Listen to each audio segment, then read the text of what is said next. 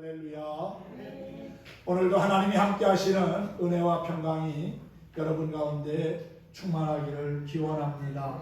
오늘은 빌립보서 2장 12절에서 18절의 말씀을 가지고 흠이 없고 순전하라는 제목으로 은혜를 나누도록 하겠습니다.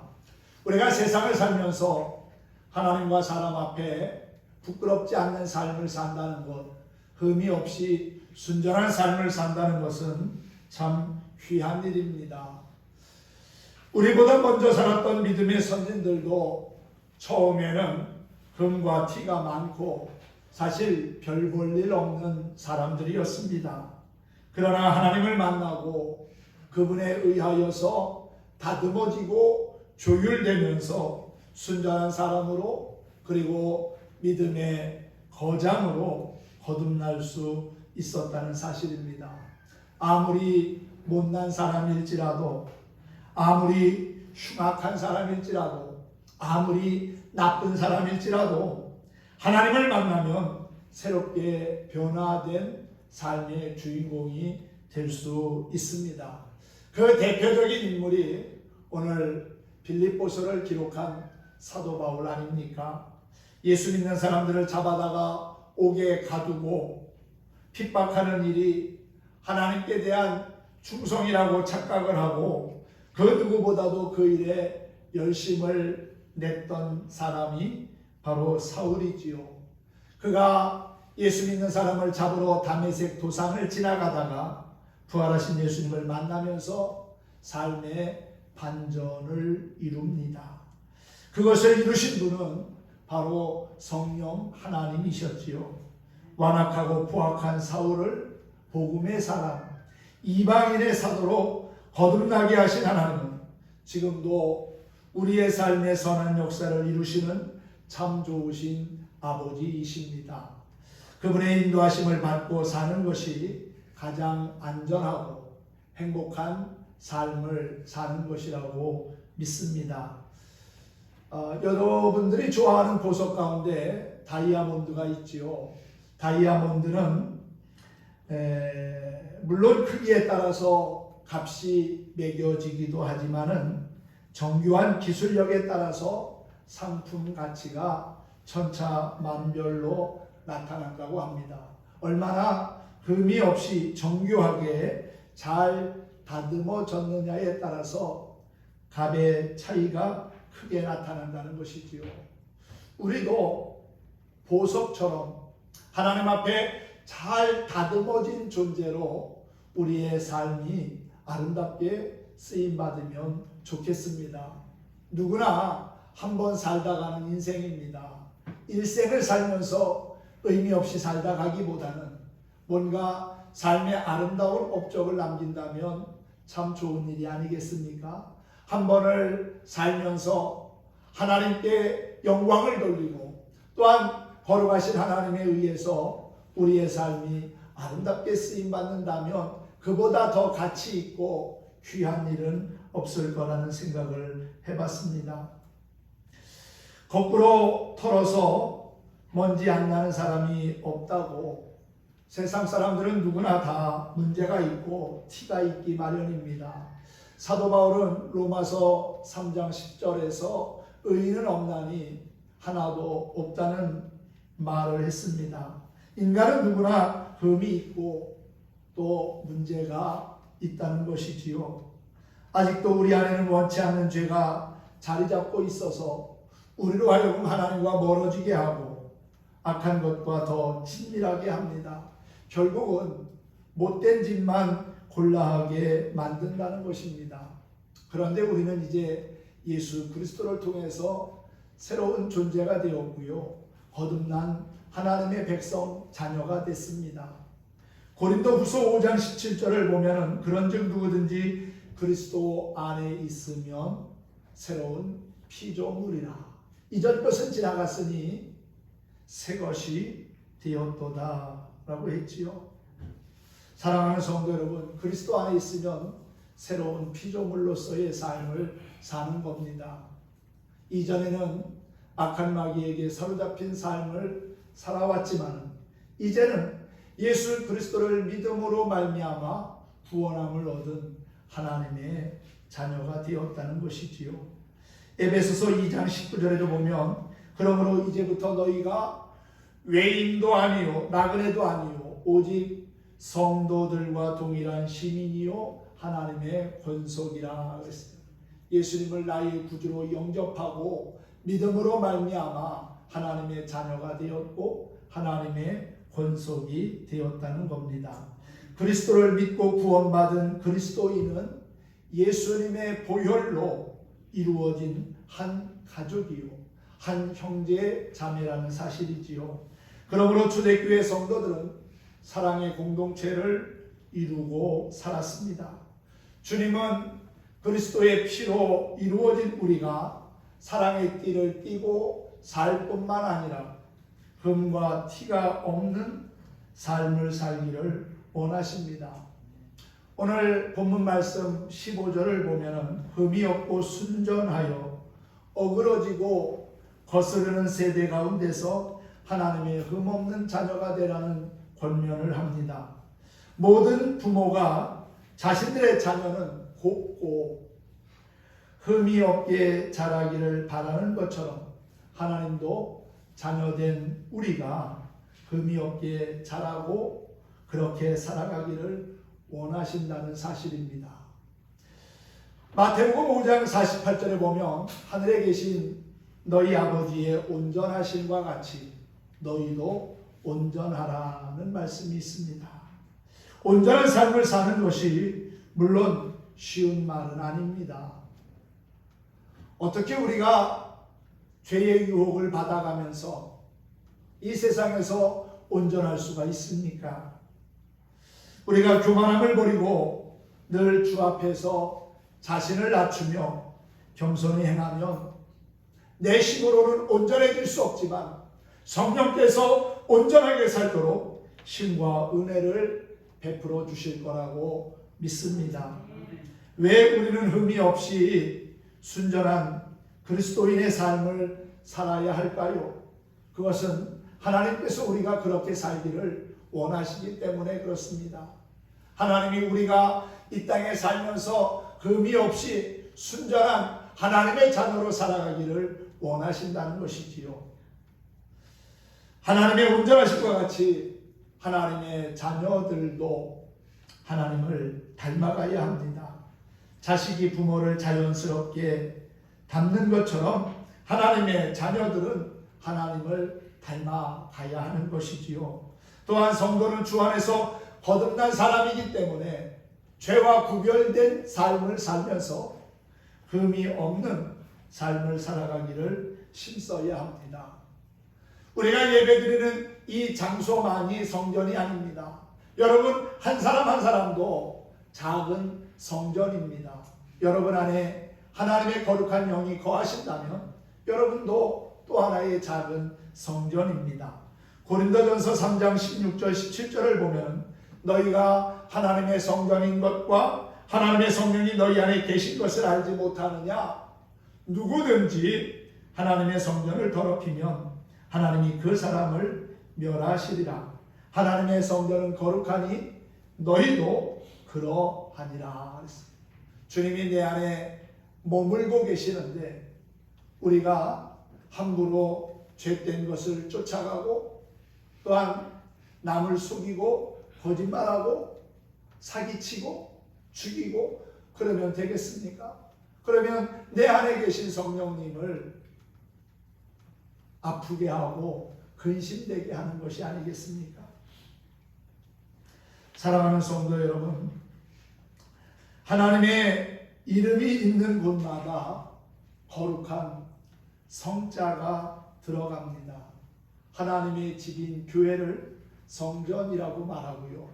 이 성전 안에 있는 모든 기구는 성구라고 그렇게 말합니다. 그리고 우리가 읽고 묵상하는 책은 성경책이라고 하지요. 그리고 우리 믿음의 사람 한 사람은 하나님이 구별하여 세운 거룩한 백성, 성도라고 그렇게 말합니다. 하나님의 뜻대로 살아야 한다는 것이지요.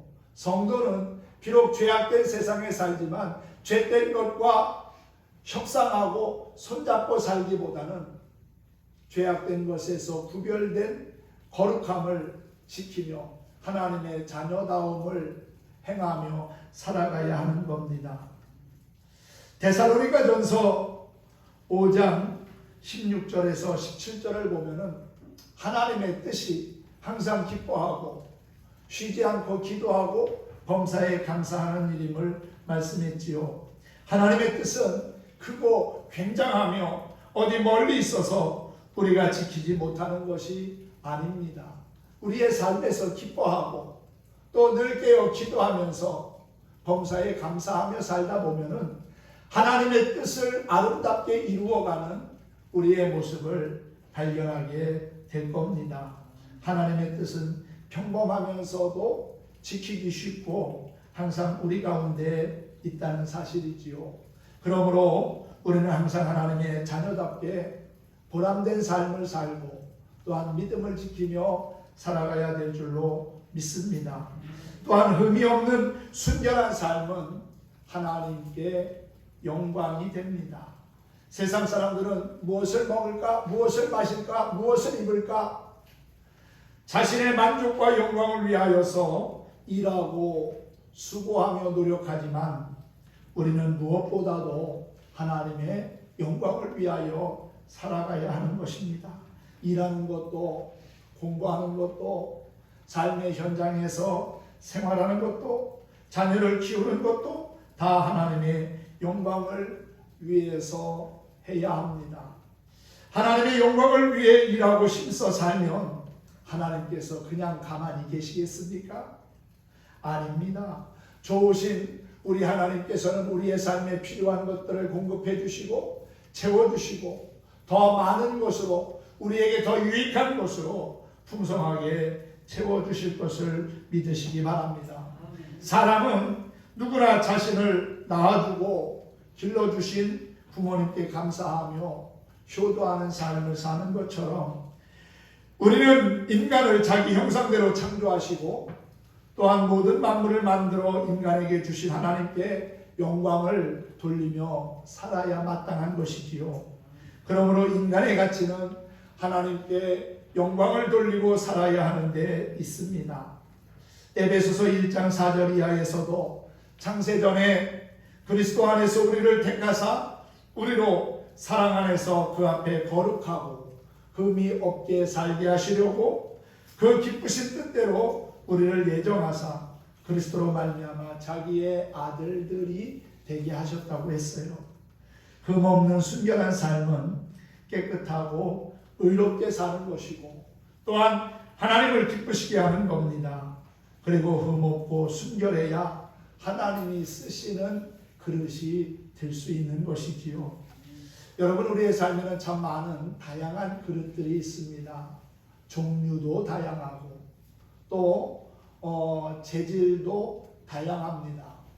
디모데후서 2장 20절 이하에 보면은 큰 집에는 금그릇과 은그릇뿐만 아니라 나무그릇과 질그릇도 있어서 귀하게 쓰이는 것도 있고 천하게 쓰이는 것도 있는데 무엇보다도 깨끗한 그릇이 귀하게 쓰임 받는다는 말씀이 있지요.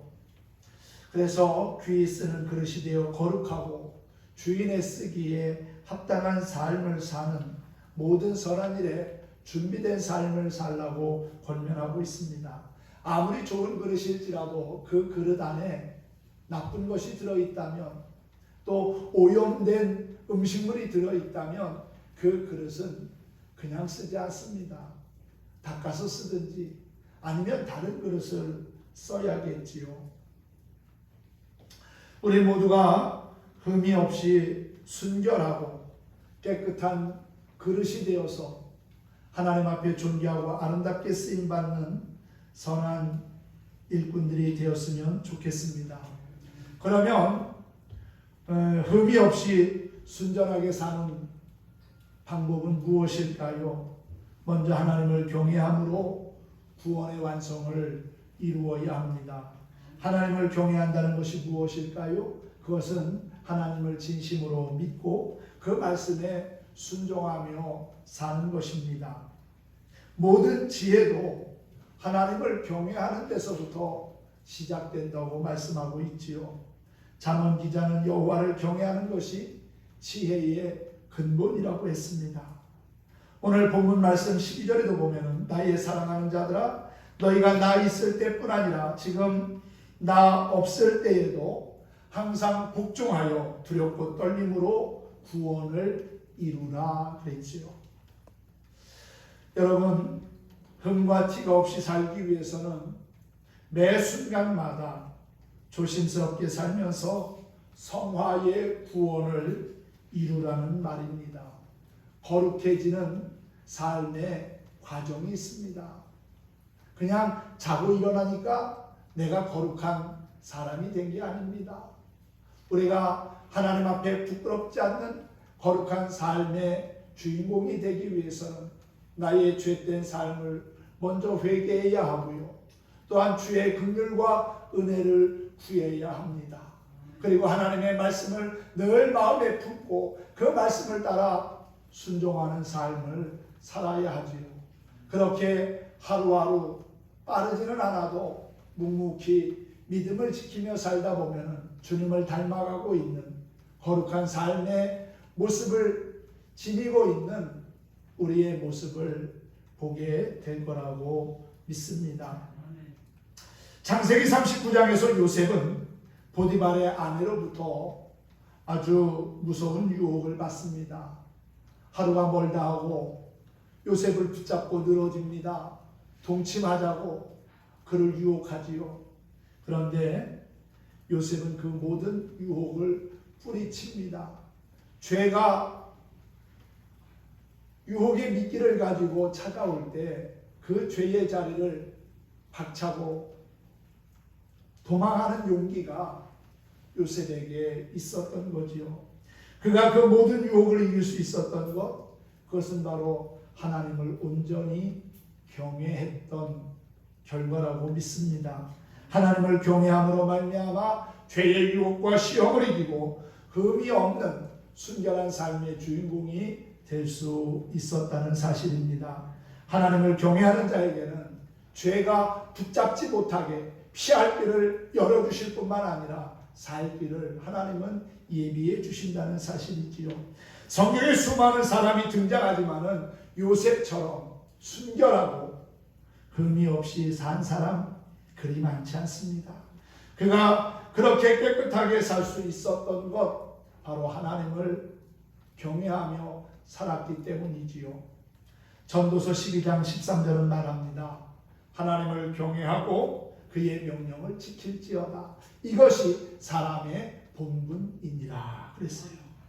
또한 시편 128편에서는 하나님을 경외하는 자는 수고한 대로 먹고 형통할 뿐만 아니라 가정이 화목하고 자녀들이 잘 된다고 했습니다.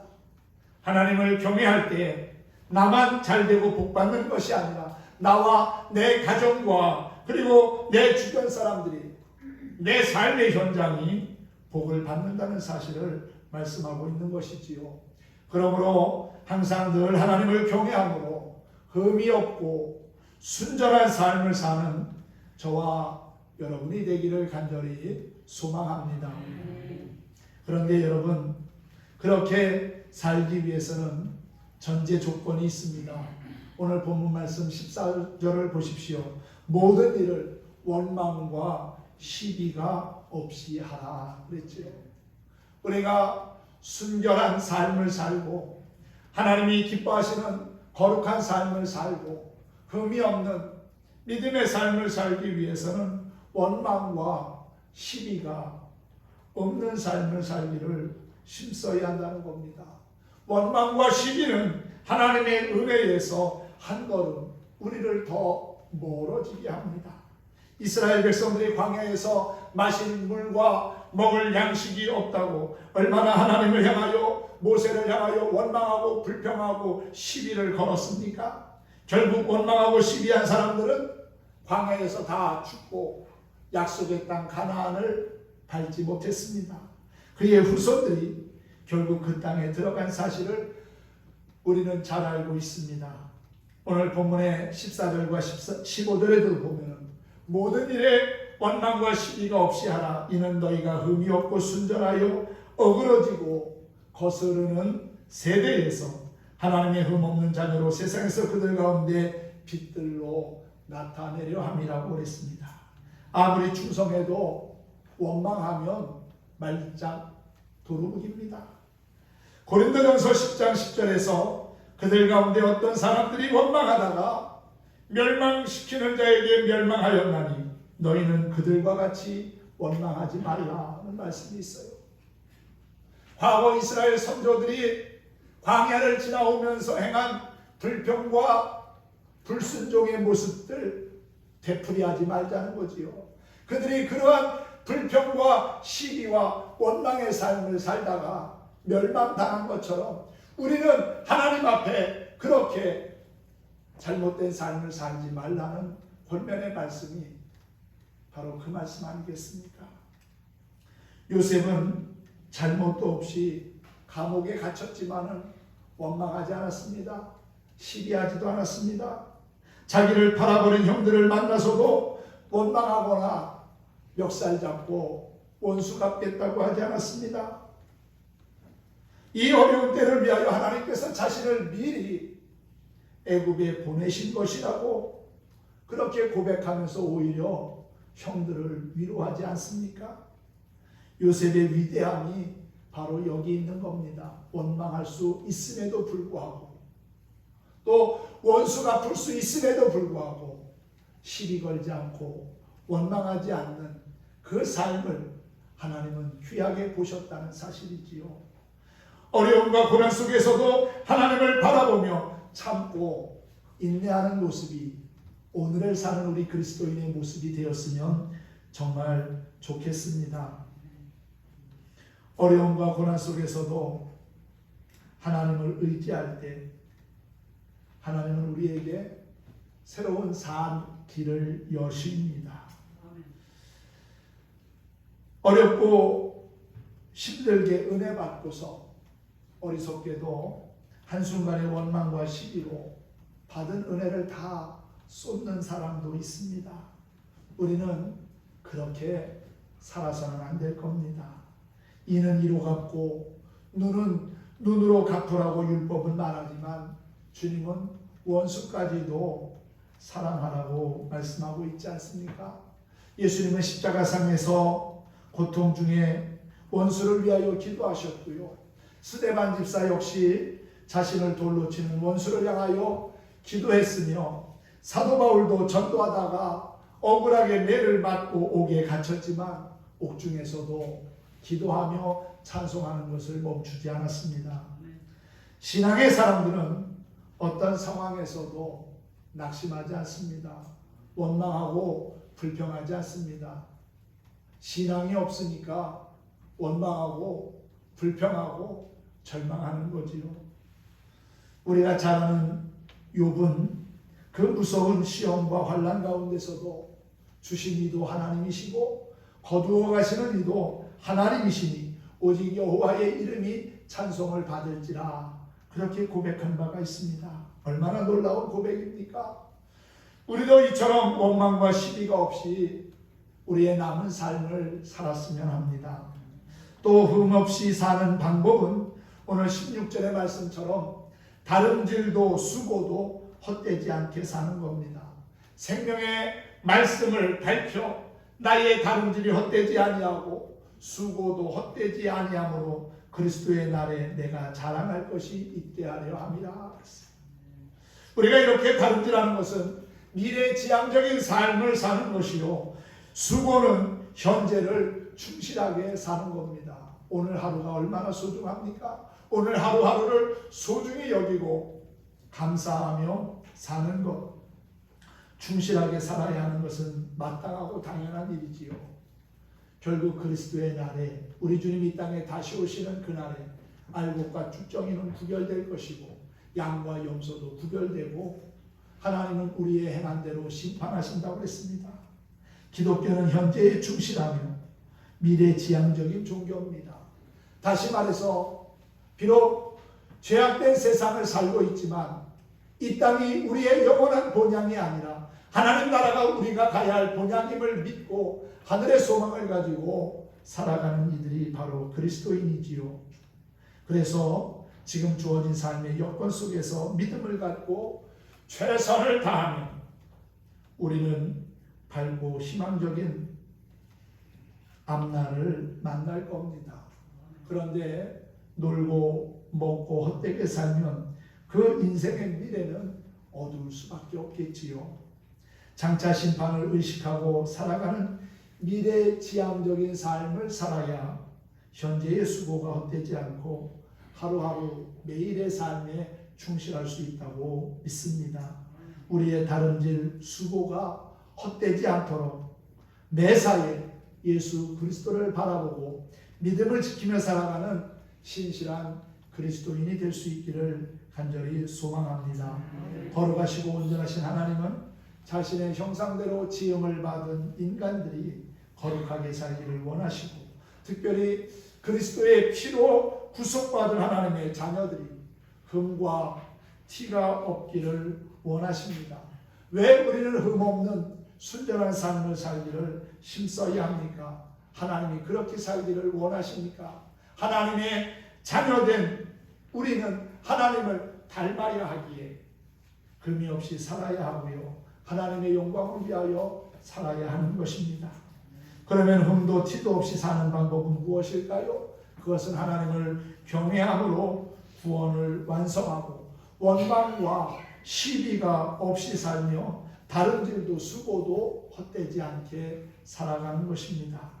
그러므로 흠이 없고 순전한 하나님의 사람들이 되기를 힘쓰는 우리 모두가 되었으면 합니다.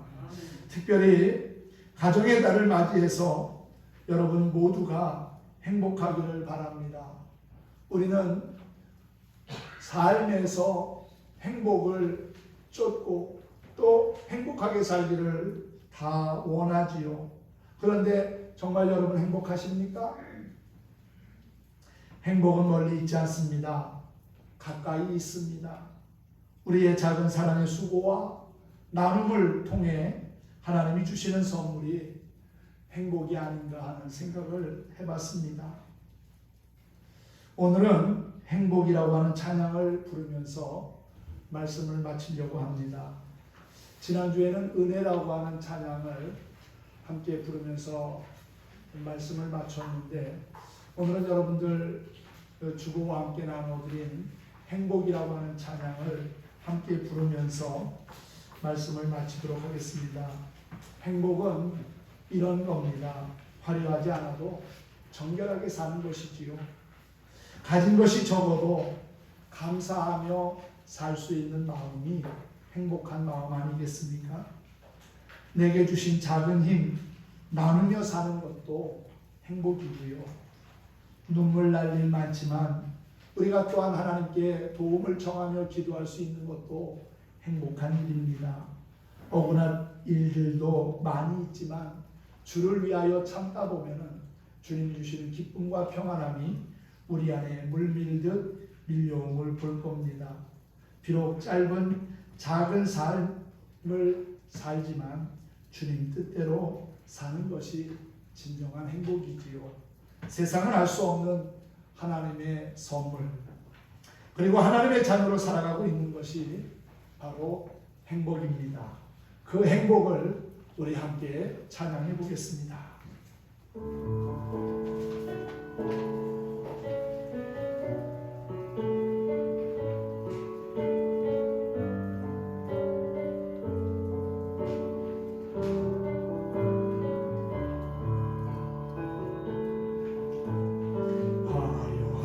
하지 않아도 정결하게 사는 삶 가진 것이 적어도 감사하며 사는 삶 내게 주신 작은 힘 나눠주며 사는 삶 이것이 나의 삶의 행복이라오.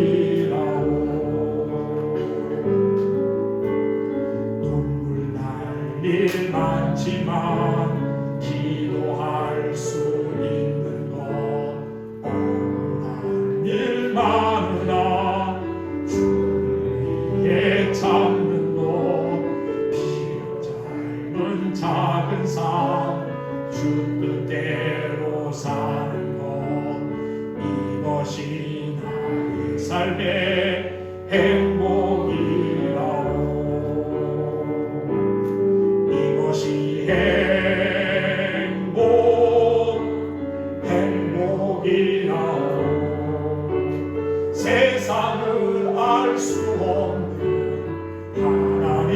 선물 이것이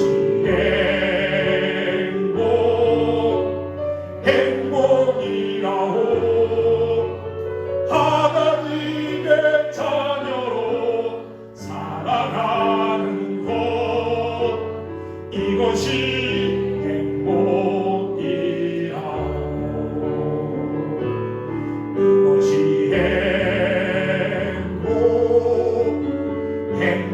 행복이라오. 세상은 알 수 없는 하나님 선물 이것이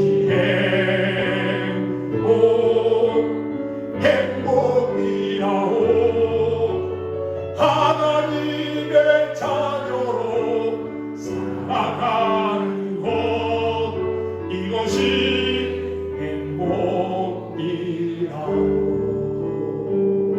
예, 그렇습니다. 여러분, 행복은 멀리 있지 않습니다.